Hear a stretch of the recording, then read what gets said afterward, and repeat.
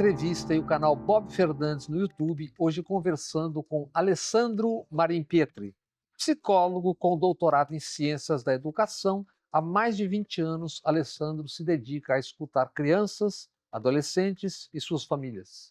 Alessandro já publicou 2 livros ilustrados, Quando Somos Um Só e O que é o Tempo, e idealizou o Imbalê, Literatura Baiana para Infâncias. Seu novo livro é o Manual de Desinstrução para Tempos de Incertezas.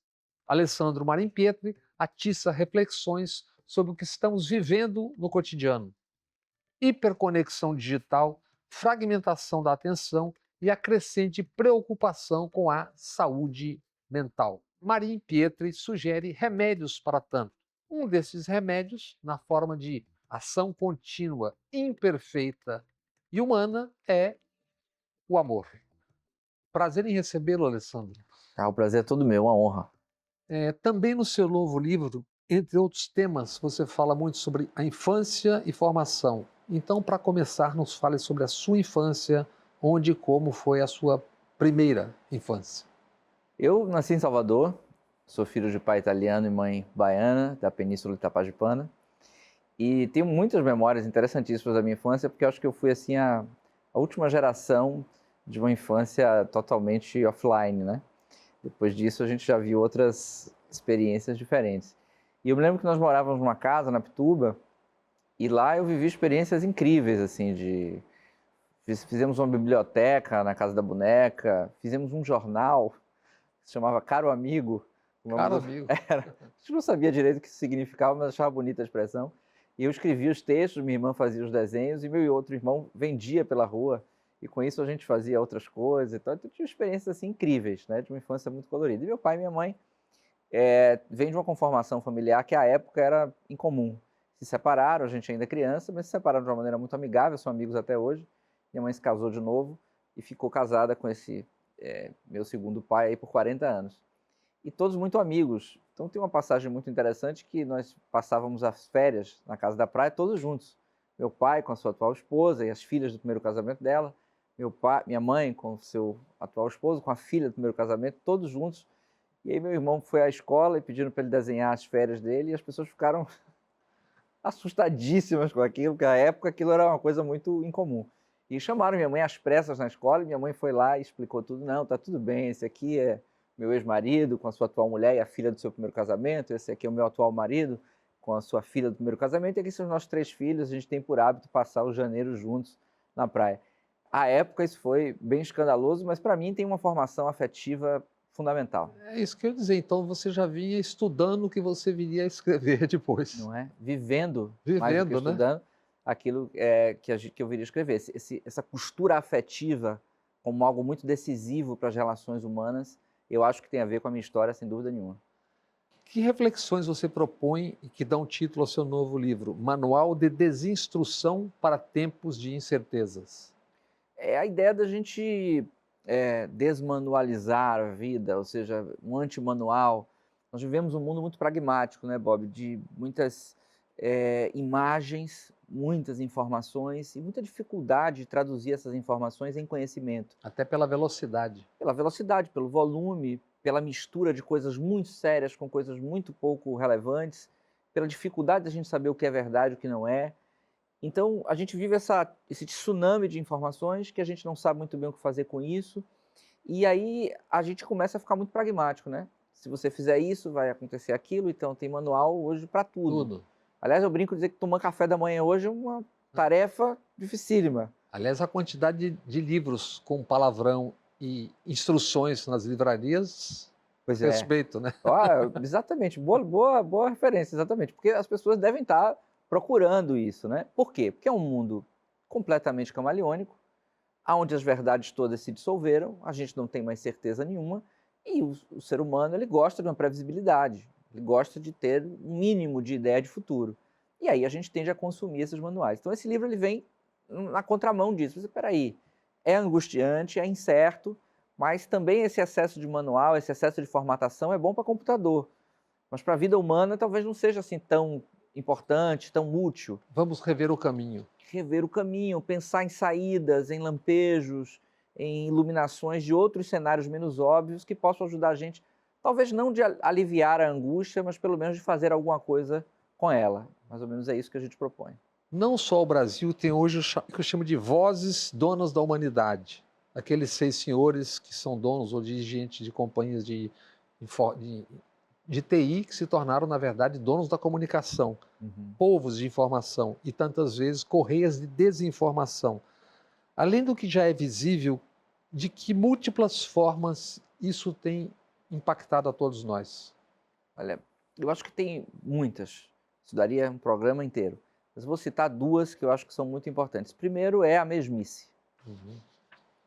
Antes, para a gente ter acesso a uma informação, a gente tinha grupos que tinham linhas editoriais que filtravam, editavam. Então a gente também não tinha acesso assim às informações todas limpinhas.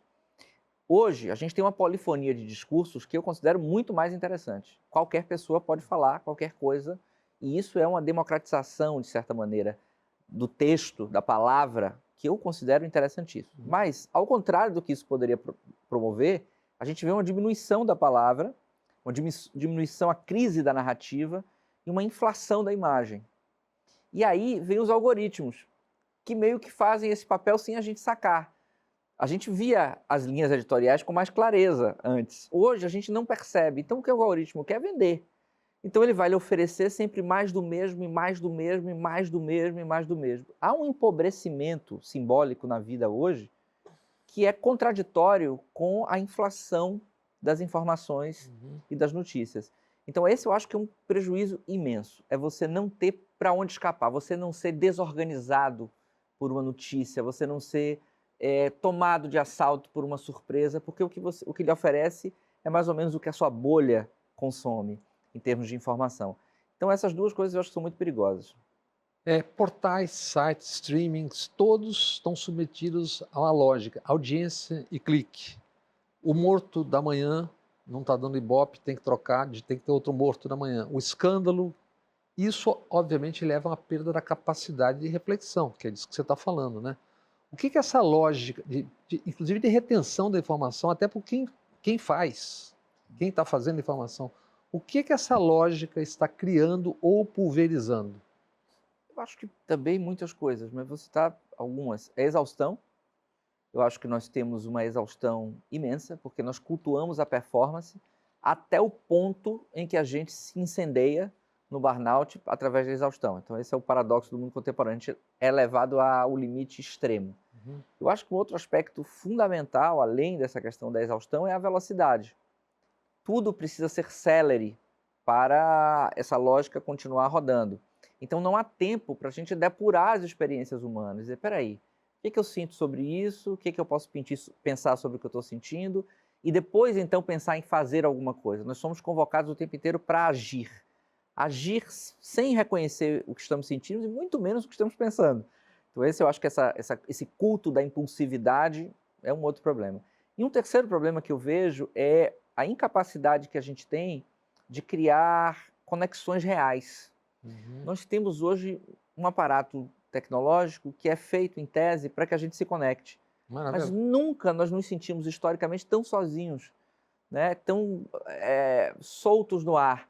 Então esse é um outro problema que eu vejo. A gente tem hoje uma qualidade de conexão interhumana muito empobrecida. E ao mesmo tempo, gastando um tempo, por exemplo, se marca um jantar com um telefonema em 15 segundos. Via essa conexão, você leva 2 horas. Onde? Que horas? Como? De que jeito? Tal. E se você liga para alguém, eu tenho gente muito próxima que diz, você tá louco, você tá ligando para alguém? Falo, qual é o problema? Pois é. Virou um problema. E as pessoas mandam uma mensagem para saber se podem ligar. Quer dizer... E como se construir, reconstruir essa teias de sociabilidade de novo em meio a esse furacão todo? No livro, eu proponho 4 ações que eu acho que têm a ver com isso. Uma é viver o tempo, que significa dizer, fazer umas pazes com o passado, trazendo do passado coisas que merecem estar presentes hoje e tendo a coragem de abandonar coisas que a gente sabe que não dão certo. E, ao mesmo tempo, ter tempo para viver o tempo. Acho que essa é uma questão fundamental para os nossos dias. Elogiar a imperfeição, que é aceitar que a nossa imperfeição é o nosso maior trampolim. Bob, nós somos o único bicho mamífero que, se a gente não for cuidado de maneira muito intensa por outro a gente morre. Uhum. A gente não consegue se livrar dessa imperfeição. E graças a essa imperfeição, um bebê humano que não reconhece sua mão quando nasce, 36 meses depois pode mentir. Pode dizer, olha, entrou um unicórnio azul na minha janela, me levou para o espaço e eu conheci um marciano verde. Isso é extraordinário. Nenhum outro bicho é capaz disso. Nenhum outro bicho sabe que não sabe. Então essa nossa imperfeição, ela é nosso maior trampolim. E a gente tem um culto hoje de performance, de perfeição tão exagerado, que a gente não faz as pazes com as nossas faltas como propulsoras do nosso desejo. Outro item que eu sugiro lá é elogiar, fazer um elogio daquilo que é o espanto, daquilo que é o cultivar esse espanto, né? Admirar a surpresa, o inédito, o maravilhamento diante da vida. E por último, amar como verbo, que é escolher a lente do amor, do afeto como uma instância transformadora das nossas relações e das nossas comunidades. Mas ao longo do programa a gente vai falando um pouco mais sobre isso, tá? Tá bom. De que maneira o desaprender pode ser um caminho para a saúde mental? Olha, boa pergunta. No sentido em que a gente rasga velhas formas do viver, que a gente vê que não está funcionando e tem a coragem de dar saltos no inédito, no improvável, naquilo que talvez ainda não esteja plenamente construído. E o contrário, tentar se encaixar excessivamente em padrões, em normas, em formas, em modelos de sucesso, em corpos perfeitos, sabe, aquela coisa dessa formuleta idealizada. Está posto o dia inteiro, todas as capas e tudo. Tudo, mas ao mesmo tempo é um convite para o sofrimento, quer dizer, ninguém vive a vida tal qual esses modelos. E viver a vida devendo... Nem os modelos, Nem eventualmente. provavelmente os modelos, é verdade. E viver a vida devendo a essas imagens é um convite para sofrer do ponto de vista da saúde mental. Então o que a gente propõe é o inverso, é abrir mão um pouco dessas verdades perfeitas e aceitar que a vida boa é uma vida instável, com dores e alegrias, com tretas e beleza, com tudo que a vida humana tem para nos oferecer, né? Você tem filhos? Tenho. E como é que é essa conversa em casa? Ah, é uma conversa incrível. A experiência da paternidade, indubitavelmente, é a experiência mais transformadora da minha vida. Eu era uma pessoa antes disso e sou outra pessoa melhor, na minha opinião, depois disso. De todos, até de quem não consegue vivê-las com a intensidade que... Ou que não tem isso como projeto, porque também eu respeito quem não tem, mas para mim... Não, quem tem aí não viva. Esse é o pior dos caminhos, né? Quer dizer, aquele cara que tem a chance, isso para os homens é muito comum na nossa sociedade. Para as mulheres não tanto, porque tem ali um chamamento que é inescapável. É biológico e cultural, né? Quer dizer, a maior parte das famílias monoparentais no Brasil é composta por mulheres. O Brasil é recorde em pais que não registram seus filhos. Nós temos uma licença paternidade, Bob, de 5 dias. Estamos lutando agora para tentar 30 e tomara que 60, porque é o mínimo para o pai se realizar como pai e criar uma conexão com aquele filho.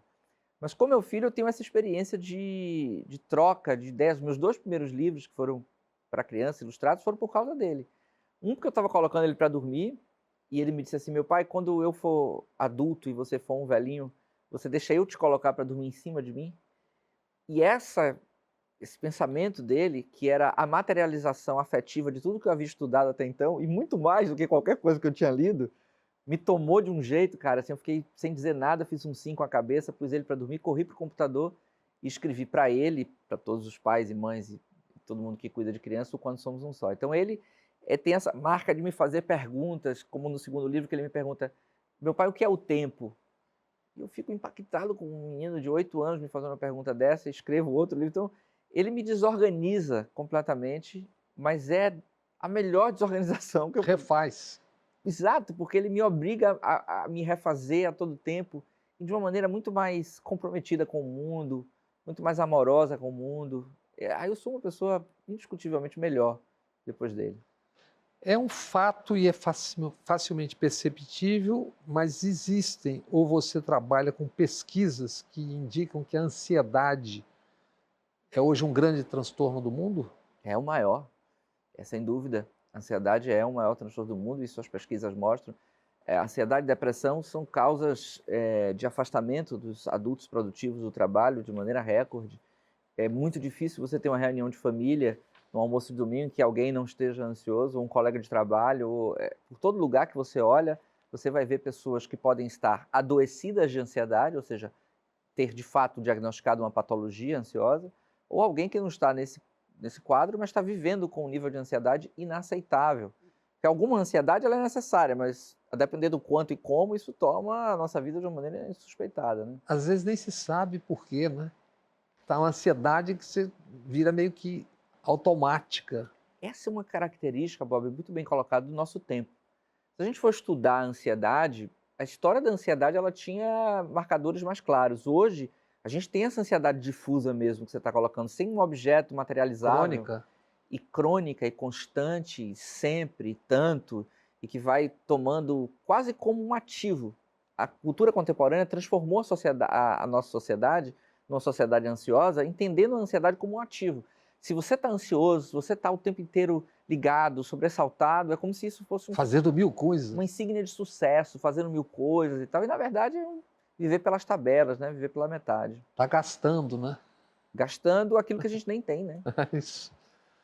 Você fala em criar espaço para o silêncio e o espanto. Como cultivar isso no mundo que se alimenta do ruído e da pressa?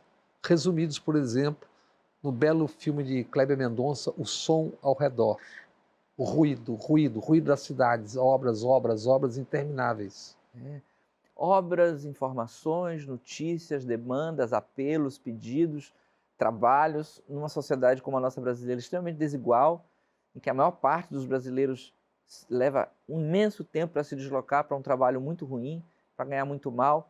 As crianças ficam muitas vezes sem rede de suporte, porque não tem com quem deixar, não tem acesso direito à saúde, à educação, ao saneamento, a políticas públicas mínimas, né?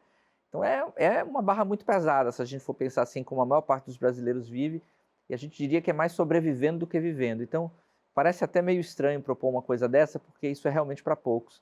Mas o que é assustador é que muita gente tem alguma chance de fazer isso e termina por não fazer, porque entende que a regra do jogo é essa. E o que a gente está tentando chamar a reflexão é, será que a regra do jogo tem que ser essa mesmo? Ou seja, será que é bom mesmo para as pessoas, para as sociedades, para as conexões interhumanas, esse tipo de lógica? Essa é a pergunta que a gente quer fazer. E daí cada pessoa vai achar o seu jeito, a sua maneira, dentro das suas comunidades, das suas referências, de como achar um tempo para viver o tempo, né? Para fazer uma torção dessa lógica extremista de sempre viver a vida devendo ao tempo. Mesmo para quem quase não tem esse tempo. Tem lá tem uma horinha que você vai poder fazer alguma coisa, é isso que você está dizendo. E achar alguma transcendência na fila do ônibus, dentro da prateleira do supermercado, ao lavar um prato, Lendo quem está no ônibus. Lendo quem está no ônibus, porque até pouco tempo atrás a gente não fazia muita coisa ao mesmo tempo, né? Se a gente estava no ônibus, a gente estava no ônibus. Se a gente estava na fila, a gente estava na fila. Não tinha essa coisa de, para a gente se distrair, ter que estar atento a algo. Então, o convite que a gente faz é isso. Vamos prestar atenção nisso, nesse maravilhamento, nesse extraordinário que pode haver no simples. E que, se a gente prestar bem atenção, nos toma e nos convoca a uma transcendência, a um deslocamento subjetivo que pode fazer muita diferença para a gente e para o nosso entorno. A desinstrução a que você se refere no livro é um ato individual, um gesto político de resistência ao imposto pela sociedade capitalista, tal, ou é uma coisa também de saúde mental, independente de qualquer coisa ou outra? Acho que essas três dimensões juntas. Acho que hoje é impossível pensar saúde mental se não for pensando a dimensão política. A possibilidade da pessoa estar inserida num contexto, de se saber reconhecida por políticas públicas, de ter um lugar de visibilidade na sociedade. É impossível pensar saúde mental sem essa perspectiva. É impossível pensar a vida individual sem contexto, sem fazer parte de um coletivo, sem que a gente se reconheça numa comunidade. E é impossível pensar as comunidades sem pensar as pessoas que nela estão. Então, acho que essas dimensões, elas são, embora distintas, muito interligadas. E o que a gente propõe é justamente essa conversa. Ou seja, como que a gente vai pensar a nossa vida individualmente se não for coletivamente? Como que a gente vai pensar a nossa saúde mental se não for politicamente? Como a gente vai pensar a política sem pensar a saúde mental? Ou seja, como é que a gente vai fazer conversar essas instâncias nesse nosso mundo que é líquido, que é mutante, mas que também tem coisas incríveis de possibilidades, né? Uma série de trampolins possíveis que a gente pode ensaiar uns saltos talvez, quem sabe, mais interessantes. Ao tratar do tema hiperconexão, infância, adultização, você disse que estamos trocando o pneu com o carro andando enquanto a vida atropela. O que nós estamos atropelando? A infância, o tempo, o afeto? Tudo isso? Acho que você acertou nos três, acho que as três coisas. Por quê? A infância, ela hoje está cada vez mais curta, né, Bob? Porque a gente criou a juventude como um ideal. Por uma lógica etarista, todos querem ser jovens. As crianças querem ser jovens, os adolescentes querem ser jovens, os adultos querem ser jovens e os idosos querem ser jovens. Então, ao fazer isso, a gente estica essa adolescência. Não é incomum vermos meninas com 9 anos hoje fazendo a menarca, ou seja, menstruando pela primeira vez, entrando na puberdade muito cedo, ou mesmo crianças que não estão com esse desígnio biológico, mas estão socialmente identificados com a lógica dos adolescentes.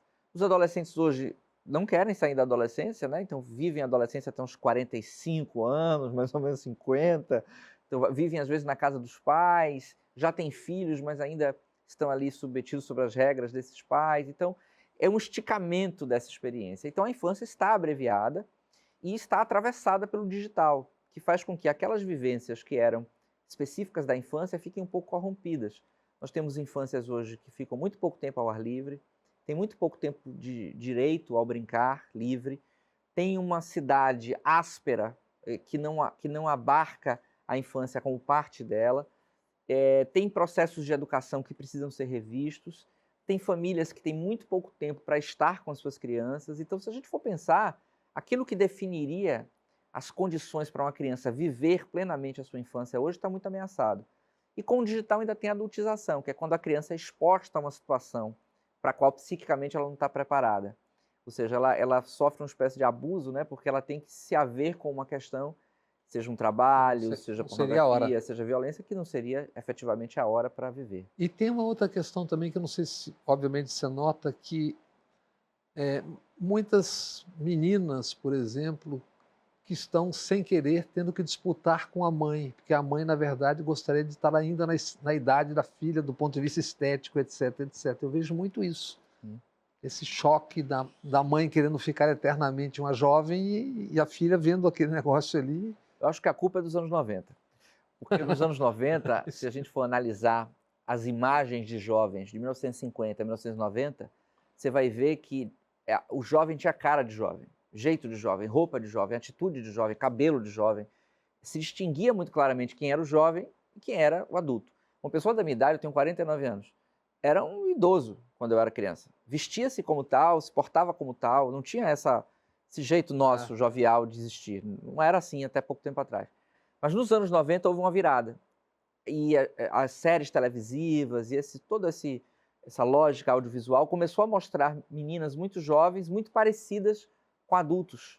E você olhava para uma pessoa e você não sabia se ela tinha 20, 40 ou 16. Era possível que fosse uma pessoa de 40, de 20 ou 16. Aliás, as novelas atuais mostram isso, né? Quando comparam as atrizes, esses remakes, com a mesma idade, sei lá, 20, 30 anos atrás com hoje, é uma disparidade abissal. Então, aí a gente começa a ter uma grande confusão. Quem é esse adulto? Essa confusão é na imagem, mas é no comportamento, é na atitude, é no papel, é no funcionamento social, e essa confusão começa a se misturar. Onde é que termina o papel da infância e inicia a adolescência, termina a adolescência e inicia o adulto, onde é que acaba o adulto e inicia o idoso? Essas fronteiras estão muito liquefeitas e, em geral, a gente termina misturando tudo. Por onde isso se deu? Eu acho que a lógica é toda do consumo. Os estudos mostram que os jovens, os adolescentes, decidem muito sobre consumo nas famílias. Então, se você estica a adolescência, os produtos vendem mais, né? Ganham mais. Então, tem uma saída para o consumo que é interessantíssima. Você começa a consumir cada vez mais cedo, termina de consumir cada vez mais tarde, ou seja, começa a pensar no futuro, em poupar, em trabalhar cada vez mais tarde e vive a vida com essa intensidade juvenil por um tempo muito maior. Ganham os produtos, né? Ganha o consumo. E eu tenho falado com muita gente, além da prática pessoal, que sente uma dificuldade no trabalho, por exemplo, sem encontrar em outras áreas, com a faixa dos 20 aos 30. A fluidez, que não é só no amor, a fluidez no compromisso, a fluidez constante, interminável quase. Né? A própria palavra compromisso tem um outro sentido para essa geração. Eu acho que essa geração entrega a gente, a minha geração, a sua, algo muito importante, que é uma revisão da relação da gente com o trabalho. Uhum. Essa garotada denuncia de maneira muito direta que não é mais aceitável ter uma relação tão adoecida com o trabalho, como eu me formei, como você se formou. Nós viramos adultos forjados na lógica de trabalhar sem fim, cada vez mais. O trabalho era uma identidade estrutural para a gente. Uhum. E não um meio de vida, mas quase um fim. Quer dizer, a gente vivia para trabalhar e não trabalhar para viver. E essa galera não quer isso. E eu acho isso interessantíssimo, essa discussão. Por outro lado, o extremo disso é que isso pode virar uma coisa muito complicada. Tem que organizar o meio campo. Claro, porque aí qualquer obstáculo, qualquer dificuldade, qualquer entrave vira um abandono. Tragédia. De maneira inédita, Bob, nós temos uma geração de pessoas no Brasil que abandona os seus trabalhos sem ter um outro em vista. Isso. Isso você não via, eu não via. Nós dois jamais faríamos isso. Impensável. Impensável. E hoje isso é possível. Tem uma geração de gente que larga o trabalho. E tem uma outra geração de gente que nem está estudando e nem está trabalhando, que escolhe viver uma espécie de intervalo, de ânsia entre esses dois polos, que também é uma coisa inédita historicamente. E, ao mesmo tempo, isso se casa com a extinção da proteção social do mundo do trabalho também. Perfeito. Então, são duas coisas que... Perfeito. É a precarização do trabalho, a liquefação das verdades protetivas que conformavam que seria o cenário do trabalho, e isso é um item de realidade, e acho difícil da gente conseguir reaver, tal qual eu vi e você viu. Acho que isso a gente não vai ver. Mas talvez a gente consiga achar uma saída menos destrutiva para isso, né? Uma renda mínima. Uma renda mínima, uma revisão dos processos de trabalho em termos de jornada, em termos de patamar, né, de lucratividade, em termos de essa concentração de ofícios no mesmo trabalhador, né? A história daqui na Bahia, que a gente fala do chupar cana e assoviar, nunca foi tão verdade hoje, né? O cara que não chupa cana e assovia é como se não tivesse nada. Ele tem que fazer... A escala 6x1 ainda é vista como um escândalo. Pois é, pois é. E, de fato, todas essas questões eu acho que são um momento social e histórico que a gente vive que é intervalar. Entendeu? Eu acho que nós dois somos de uma geração do intervalo, entre um presente que está quase terminando e um futuro que ainda não veio. E nessas experiências de intervalo, transição de paradigma, que antes levavam séculos, agora acontecem em 20 minutos. A velocidade vai nisso outra. também. A gente vê essas coisas acontecendo e dá muito susto na gente. Mas se a gente for olhar na história, esses momentos tiveram suas saídas. Então eu sou um pouco otimista, um otimista crítico. Mas eu acho que a gente vai encontrar uma saída para achar ali um meio termo mais interessante. Nós estamos falando de uma coisa que a internet é uma ferramenta, mas também é um habitat, né?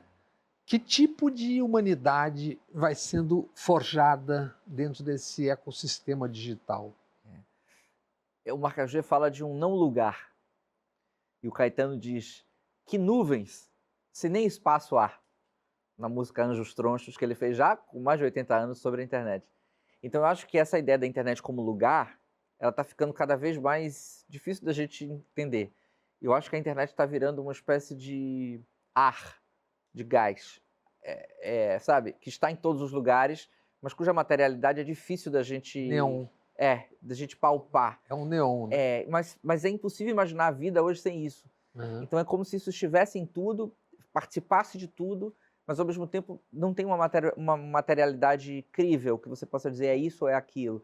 E isso é muito bom para as grandes big techs, né? É a transmutação, né? Claro, porque aí está em tudo. Tá como parte do nosso corpo, a gente depende disso para tudo, e só faz com que isso fique uma coisa absoluta e irrevogável. Agora, a maneira como nós, subjetivamente e coletivamente, lidamos no âmbito psíquico com isso, aí a gente tem o que fazer. É nisso que eu aposto. Aí a gente tem o que fazer. Aí a gente pode pensar em se posicionar de maneiras outras, e temos visto vitórias, por exemplo, como aprovações aqui no Brasil de leis que possam preservar as crianças em relação a essas grandes corporações, em relação à internet e outras tantas vitórias pequenas, tímidas, mas é uma queda de braço entre alguém muito pequenininho e alguém muito forte, né? E um discurso muito poderoso do capital, por exemplo, o enfrentamento Brasil e Estados Unidos tem a ver com as chamadas big techs querendo impor aquilo como se fosse liberdade de expressão, etc, etc, quando na verdade junto tem uma doença. Sim, ou doenças várias. sim. Ninguém quer limitar a liberdade de expressão. Acho que ninguém sério que estude isso Muito menos jornalistas, comunicadores, pensadores. jamais vivem disso e precisam disso. Mas todos os estudiosos sérios defendem alguma regulamentação, porque tudo na vida tem que ter um acordo social civilizatório para existir. Se a gente vive uma vida tão desencantada que a gente olha para um semáforo e só vê um semáforo, só vê circuito elétrico e mais nada, a gente ultrapassa com muito mais facilidade do que se a gente vê ali um emblema civilizatório, que diz, pô, é um acordo, eu paro, você passa, você para e eu passo, senão a gente se mata.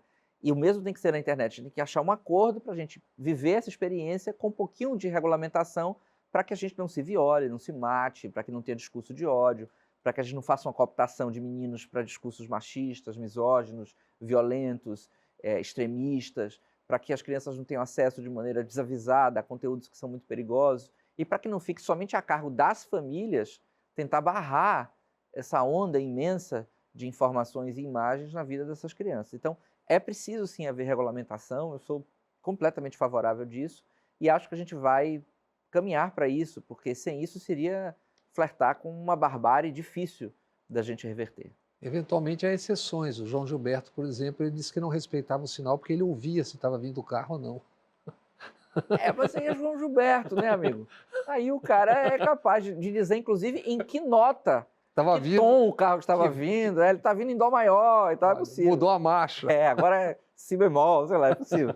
Mas fora essas pessoas que, aliás, é interessante falar isso porque eu acho que a arte tem um papel muito importante nessas transições de paradigma. Claro. Porque elas antevêem coisas que a gente não vê. Por isso são atacadas quando há processos como esse que nós estamos vendo no Brasil, vimos há pouco, e continua aí no mundo. O ataque à arte é tentar controlar tudo isso, né? O incontrolável, né? Porque Chico diz assim, saibam que os poetas, como os cegos, podem ver na escuridão.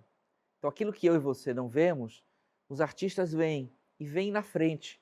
Então eu acho que a gente precisa de mais arte, né? Para poder ter balizas, faróis, que sejam mais ou menos referências para a gente. E esse ver, às vezes, não é nem o ver, é o ser, é ser, enxergar antes, quer dizer, viver antes aquela coisa, né? Viver, como uma outra forma de ver, mas na vivência, na carne, no corpo, na expressão, sem dúvida nenhuma, sem dúvida nenhuma.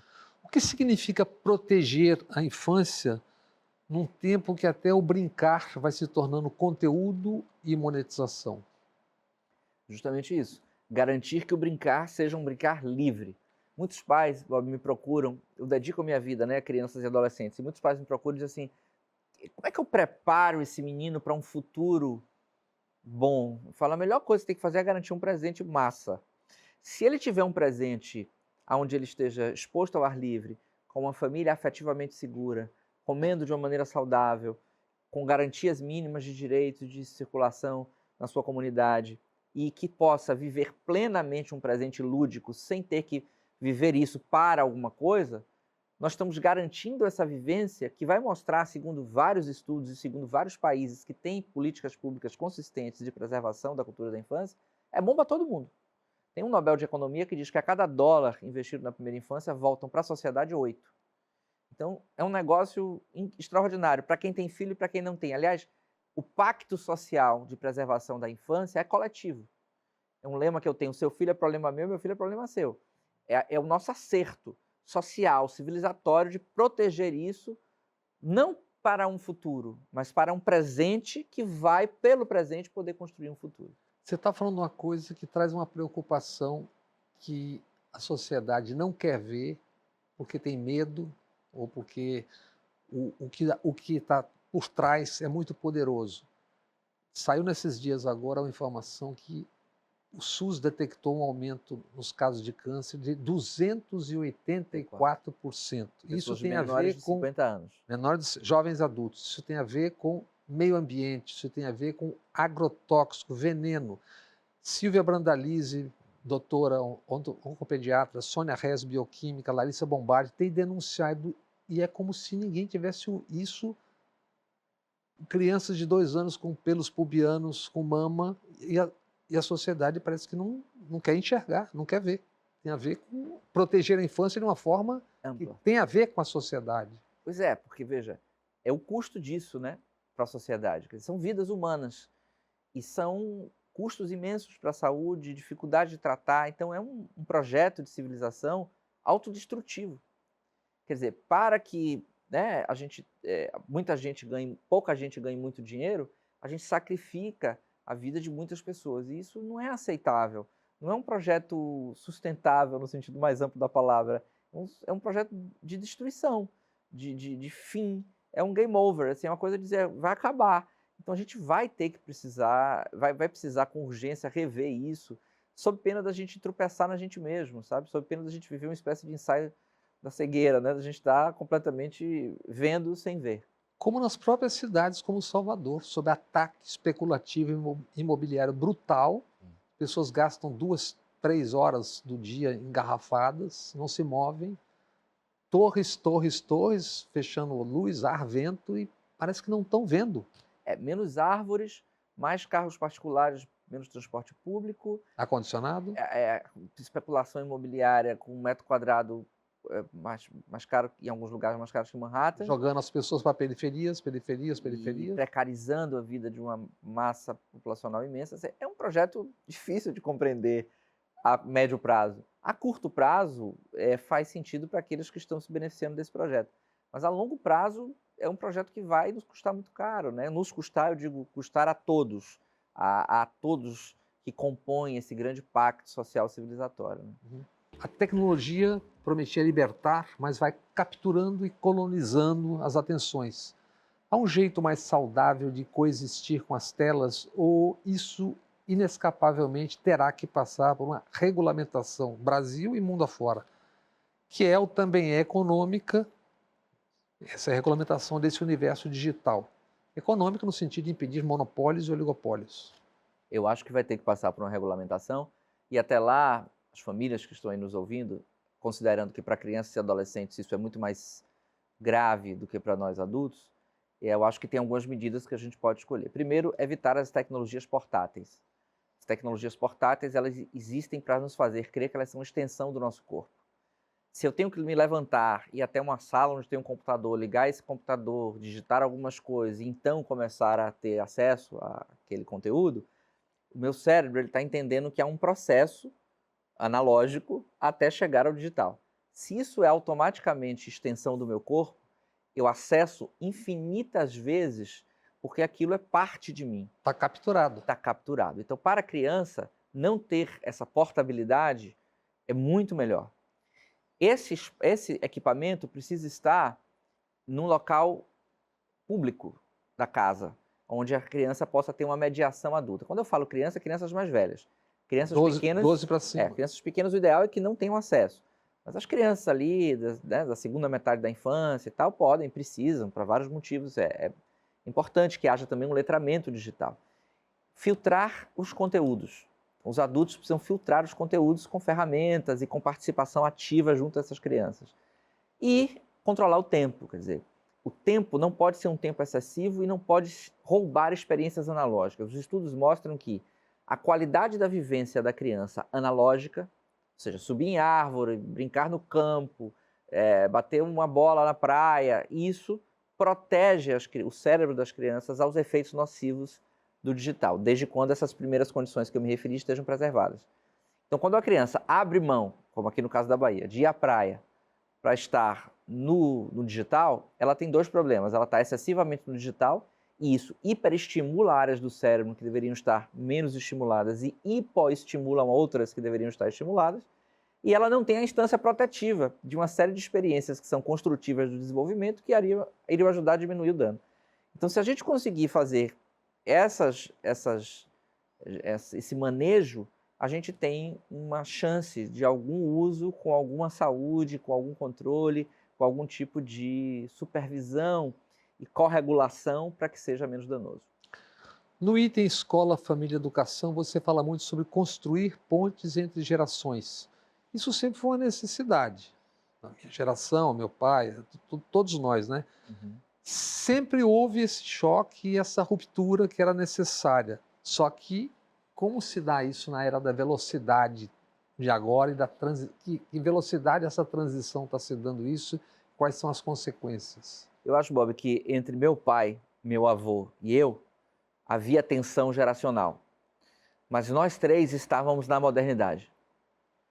Entre eu e meu filho, há uma tensão geracional em que eu estou na modernidade, me formei, me estruturei como pessoa na modernidade, e ele se estrutura na hipermodernidade, na supermodernidade, aí os nomes são vários.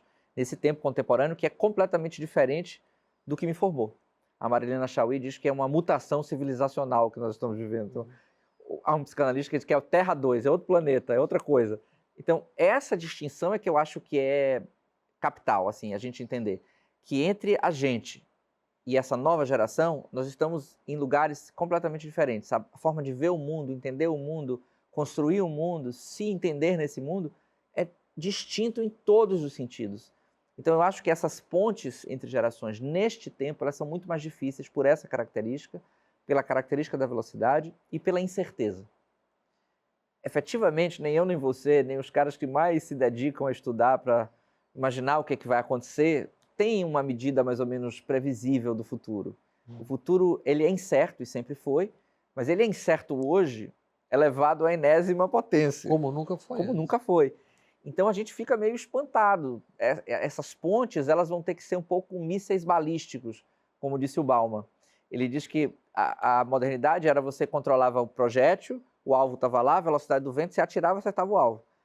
Com o alvo se modificando e os ventos mudando... E os drones? E os drones e tudo mais, nunca mais você atira e você nunca acerta o alvo. Então você tem que instalar um chip na ponta do projétil para ele ir adaptando a rota à medida que as coisas vão acontecendo. Então, essa ponte, ela é fluida, ela é dinâmica, ela é cinética, ela vai se fazendo à medida que vai acontecendo e a gente tem que ter uma certa malemolência, um certo jogo de cintura para ir se adaptando a esses novos cenários e ir se fazendo à medida que vai acontecendo, porque isso é a nossa dor e a nossa delícia, a nossa maior sorte e a nossa maior dificuldade. Como a escola pode ensinar o essencial num mundo onde o algoritmo direciona e assim vai ensinando o superficial, entre outras? Olha, não só, mas entre outras. Eu estou com o Paulo Freire, a escola não muda a realidade, a escola muda pessoas e pessoas mudam a realidade. Se assim é, e acho que isso é com certeza, a escola deve se dedicar prioritariamente a formar pessoas. Areia, Mais do que a formar técnicas. areia, brinquedo. Claro, quando eu disse na escola onde eu estudava Bonitas. que eu faria ciências sociais, filosofia e psicologia, as pessoas caíram para trás. E me pediram quase que de joelho para eu não fazer isso. Porque não daria para nada na vida. Doido. Não- Seu pai é rico? Aquela pergunta. Pois é, pergunta, você é herdeiro? Herdeiro? Você provavelmente não vai conseguir colocar seus filhos para estudar nessa escola, porque você não vai conseguir ganhar grana. Ainda vaticinaram, você vai ser um professor, no máximo. De fato, acertaram. Então, naquela época, isso era assustador, porque era um mundo, anos 90, era um mundo bem mais claro. Hoje, nem isso a gente tem muita clareza. Então, despreparar talvez seja uma boa maneira para preparar. Uhum. Sujeito suficientemente despreparado, ele é capaz de se adaptar. Um sujeito excessivamente preparado, ele é tão rígido que ele não se adapta. Então, acho que o que as escolas têm que fazer é gastar tempo para formar uma geração de gente fina, elegante e sincera, com capacidade de coexistir sem se matar, sem se destruir. O resto, eles vão construir, porque as informações vão estar aí. Eles precisam construir filtros para as informações. Não é mais E antenas? filtros e antenas, perfeito, que possam capturar e fazer alguma coisa com isso. Porque não é mais transmitir a informação, não cabe mais. A questão é o que eles vão fazer com essa informação. Então eu sugiro com muita veemência às escolas por onde eu passo que gastem tempo formando convivência saudável para que eles possam juntos achar saídas e soluções para esses problemas que são infinitos. Cidadãos e cidadãs porosas e porosos. Porosas, porosos e abracentos. Uhum. Sabe assim, afetivos, Uhum. que tolerem a diferença, que aceitem o improvável, que admitam o divergente, que conversem com quem está do outro lado da rua, que saiam das suas bolhas, que não admitam que as verdades são absolutas, porque no mundo camaleônico como esse, lidar com a transformação é uma questão de sobrevivência, não é uma questão de escolha, é uma questão de sobrevivência. Então, se a gente quer uma escola que ensine essa meninada a sobreviver nesse mundo caótico, é alguém que realmente saiba se adaptar. O que é o que você fala? Tempo analógico qualificado. A gente já falou um pouco disso no começo. Mas o que vem ser essa busca e se isso é uma urgência civilizatória? Acho que é um G civilizatório. É um tempo de ócio livre, é um tempo de contemplação e vivência da natureza, entender como as coisas da natureza acontecem, isso é comprovadamente saudável para crianças e adolescentes. É um tempo de brincar livre, desinstitucionalizado, porque o brincar na escola não é o mesmo brincar livre. Brincar na escola está dentro de um espaço que tem uma regra, que tem adultos, que tem toda uma institucionalização do brincar. E o brincar desinstitucionalizado é nem Osíris sabe o que aconteceu. Sabe como é? É o improvável, o insuspeitável, o novo, que obriga a criança a criar conexões inéditas, que obriga a criança a articular pensamentos, comportamentos, afetos, linguagem, que são completamente novos e que são muito importantes para o desenvolvimento da criança. E também o analógico que possa ser plural, que não seja sempre a mesma coisa, que a criança tenha direito a ter acesso à cultura, a se deslocar com facilidade, a ir em lugares diferentes, a conviver com realidades diferentes, porque isso também as obriga a criar repertórios plurais. Então, o que eu chamo de vivência analógica qualificada é mais ou menos isso. Nós estamos aqui o tempo todo falando de estímulo a muitas coisas, entre elas a inteligência, a capacidade da inteligência de se desenvolver. Eu tenho lido muito sobre estudos que dizem que o chamado QI, a inteligência, a capacidade de cognição, está encolhendo. Acho que tem um estudo até do Instituto de Saúde Mental da França. É verdade. Isso é fato ou... É fato. É fato. É fato. A gente tem parâmetros hoje de inteligência de maneira inédita da geração subsequente em menor do que a geração antecedente. Isso não é comum e, de fato, isso se deve à precarização dos nossos parâmetros de desenvolvimento por conta do advento do digital. E especialmente por conta do advento digital sem parâmetros, sem regras, sem contornos. Então, esse fluxo livre que aconteceu, especialmente de 2012 para cá, de fato tem comprometido o funcionamento intelectivo de gerações e a gente precisa cuidar disso com muita atenção. Uma torrente de imagens e informações que mesmo quem trabalha com isso não consegue ter tempo de refletir. Imagens, informações e picos dopaminérgicos com estímulos muito curtos. Então você tem gratificações muito imediatas, com pouco esforço, sem sustentação da atenção. Curtiu, não sei o quê. Como eu falei, muita informação. Essas informações elas não têm contexto e articulação para virar conhecimento, e menos ainda a chance de virar saber, que é quando o conhecimento atravessa a subjetividade e tem um sabor. É tão seu que você tem dificuldade de transmitir. Então a gente está com muita informação, pouco conhecimento e quase nenhum saber. Quando tantos pais, mães também estão esgotados, ao menos entre os que têm condições plenas para tanto, né? Como se reeducar para educar, oferecendo aos filhos presença real? Lembrando que às vezes para muita gente isso é muito difícil. Sobreviver gasta muito tempo, né? Então é muito difícil que se tenha esse tempo. Mas isso é fundamental, que haja políticas públicas que garantam tempo de pais com seus filhos, tempo de mães com seus filhos, porque isso está provado que é bom para a criança, para o homem, para a mulher, para a sociedade. Isso diminui custos em violência, diminui com combate à violência, né? Diminui custos em saúde, melhora o desenvolvimento da educação, melhora a convivência social. Então isso é um investimento extraordinário para a sociedade. E se a gente for ver, outros países já têm isso como política pública e essas garantias preservam condições muito essenciais para o desenvolvimento da criança e, por conseguinte, para o desenvolvimento de toda a sociedade. A saúde mental se tornou um grande tema, né? Mas corre o risco de ser capturada pela lógica de mercado, também isso. Sim. Como escapar dessa psicologia neoliberal que transforma sofrimento em produto? Suas perguntas são extraordinárias, quero lhe dizer isso. E todas elas dariam um programa inteiro, mas eu vou tentar responder. Primeiro, eu concordo plenamente. Eu acho que a gente transformou a saúde numa espécie de positividade tóxica. Então, se você não está bem, a culpa é sua, e a saúde virou o contrário da doença. Dois equívocos graves, né? Saúde mental é contexto. Então, a pessoa, para ter saúde mental, tem que estar dentro de um contexto, tem que se sentir partícipe de algo, tem que ter reconhecimento, tem que ter condições mínimas de visibilidade, tem que se sentir dentro da sua própria vida, tem que ter relações qualificadas no seu ambiente. Então, tudo isso é que faz com que a saúde mental hoje esteja intimamente imbricada com essa noção da convivência social, política e macro. E não o contrário. Depende de você, se você não faz é porque você não pode, você precisa dar conta disso. Então, a saúde mental é como se, além de sofrer, a gente ainda tivesse que dar conta de lidar com a imagem do sofrente, como se a gente tivesse uma culpa por sobre o sofrimento. E isso é de uma injustiça, isso é de uma armadilha, isso é de uma inutilidade para reverter quadros de saúde mental sem tamanho. Então, para as pessoas que estão aqui nos ouvindo, né, que estão passando por algum tipo de sofrimento nesse campo, isso faz parte de um contexto, isso faz parte de uma lógica. Claro que você tem uma responsabilidade para lidar com isso, mas faz parte de um contexto, de uma lógica que precisa ser visto, analisado e reconhecido para que a gente possa transmutar. Conversando com grupos que colheram sonhos e pesadelos durante a pandemia, pessoal do Rio Grande do Sul, de São Paulo, muita gente, foi possível entender o transe e o horror daquele tempo, né?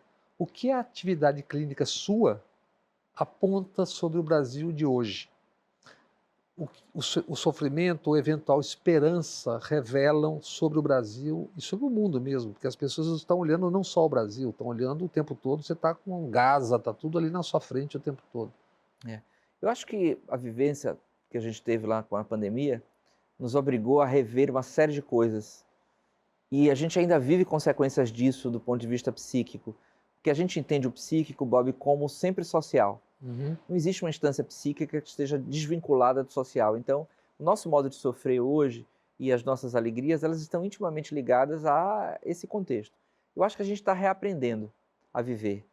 E eu acho que a gente está reaprendendo a viver de uma maneira que precisa ser mais atenta. Porque boa parte das coisas que a gente prometeu que cuidaria depois daquela vivência terrível, a gente está se descuidando de novo. Pela lógica frenética da produtividade, do consumo, dessa volatilidade da vida. Então eu acho que a gente precisa parar um pouco e dizer, mas peraí, a gente teve ali há 4 anos atrás 700 mil mortos e um pouco mais. 700 mil mortos, centenas de milhares de pessoas confinadas, uma vivência de desespero, numa gestão política, infelizmente, alucinante, sem perspectivas críveis do que isso ia acontecer, do que seria o futuro. Então foram muitas coisas muito difíceis que a gente viveu e eu acho que a gente ainda está se reorganizando. As escolas, as pessoas, as comunidades, os trabalhos, as experiências humanas como todos estão ainda se reorganizando. A relação social tem coisa que ainda não voltou como era. Voltou, né? Talvez não volte, talvez se transforme em uma coisa melhor.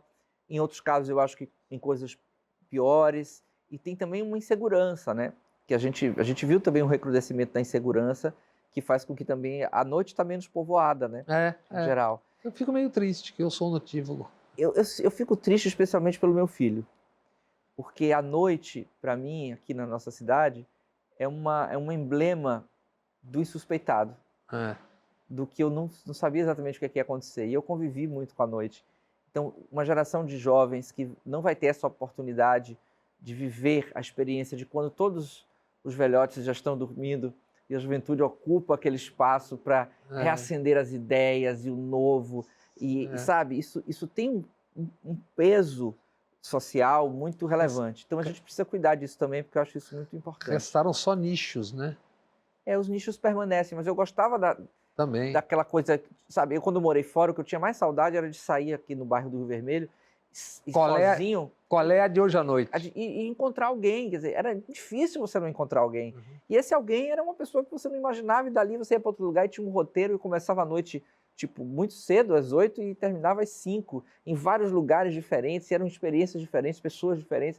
Isso é muito interessante, né, para uma cidade poder acolher essa juventude que ocupa esse espaço quando nós que já estamos num outro tempo da vida já estamos recolhidos e que eles possam ocupar para fazer florescer o novo, as ideias, os outros tipos de afetos, os outros tipos de convivência coletiva. Eu sinto muita falta disso. Estamos no minuto final. Que amor é esse que você está propondo no livro? É um amor como ação, como verbo, e não como um acontecimento de sentimento apenas, mas como um verbo. Eu escolho ver, agir, pensar, sentir, trabalhar sob a lente do amor, sob a ótica do amor. Estou colocando isso à frente. Esse afeto que é revolucionário, como disse o Luc Ferry, né, que é a grande revolução do século XXI, e que vai nos dar a régua e o compasso, não para solucionar todos os problemas, tipo, basta amar que tudo se resolve, é uma condição necessária, mas não é suficiente. Mas sem ela, a gente não vai erguer saídas que me pareçam aceitáveis para os nossos dilemas enquanto humanidade. Alessandro, muitíssimo obrigado por essa conversa tão legal, tão importante.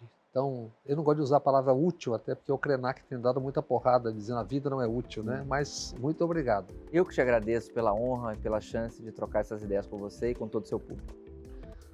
O nosso próximo encontro já está marcado, semana que vem, aqui na TVE Bahia.